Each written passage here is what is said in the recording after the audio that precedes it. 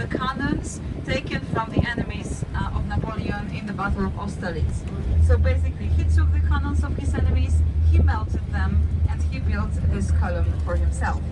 And on the right hand side, where you can see some small white roofs, you can read the name of Ritz. This is Ritz Hotel, the most famous, one of the most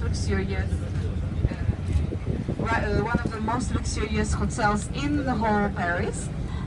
Lady Diana had her last dinner in this hotel, Hotel Ritz, that you will be able to see once again on your left. So it's just on your left with the flags above. It's entirely renovated. It reopened this year in March, if I'm not mistaken. So it's brand new, brand renovated, very beautiful. It is also a hotel that is connected to Ernest Hemingway. He loved going to the Peace, Rue de la Paix, and this is the street which is one of the most expensive ones in the whole Paris. If you play the Monopoly game,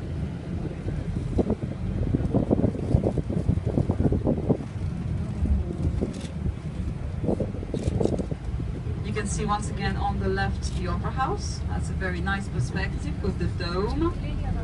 And we are taking the avenue that we call Avenue de l'Opéra, so the avenue of the Opera House, and it leads from the Louvre Palace, nowadays it's the Louvre Museum, to the Opera House.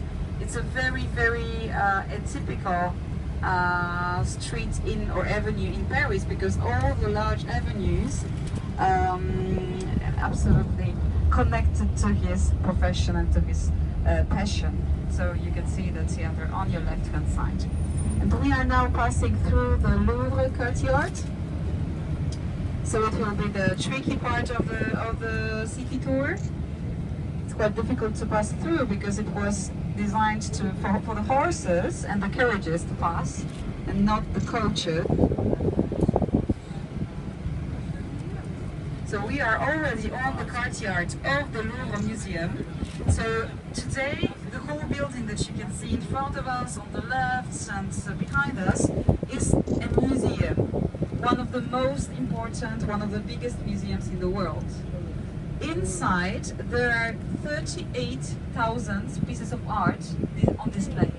So if you want to see all of them, and if you want to spend to see different pieces of art, and basically it's really, really huge. The entrance, the main entrance to the museum is the pyramid that you can see on your left.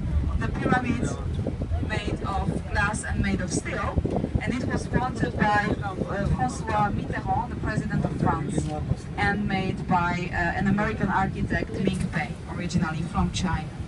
And here on your right hand side you can see the small Arc of the Triumph that we call Arc de Carrousel, wanted by Napoleon Bonaparte. This is one of the souvenirs of Napoleon's victories in Paris.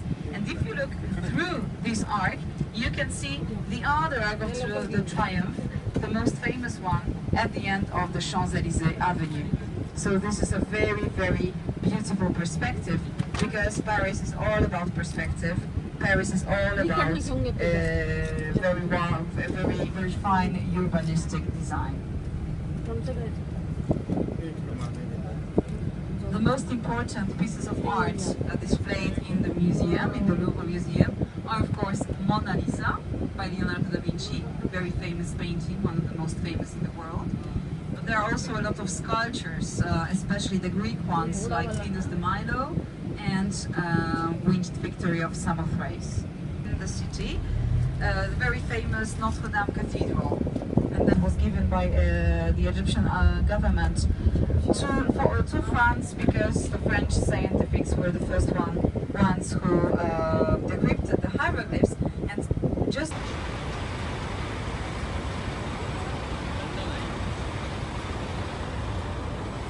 Singapore वाले का क्या नाम था?